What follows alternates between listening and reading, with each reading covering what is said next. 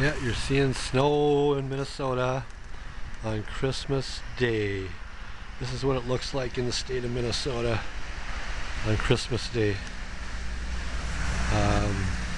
Yeah, it's coming down rather nice now. It's been snowing for a couple days, and this is what it's looking like right now. I'll look upwards a little bit here, and this is what it's looking like in Minnesota.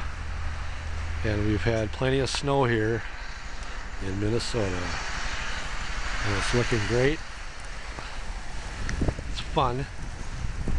I'm waiting for a ride to go for Christmas dinner, but I might have to call to make sure they're coming.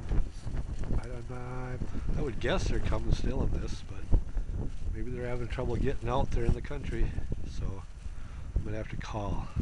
Okay, goodbye.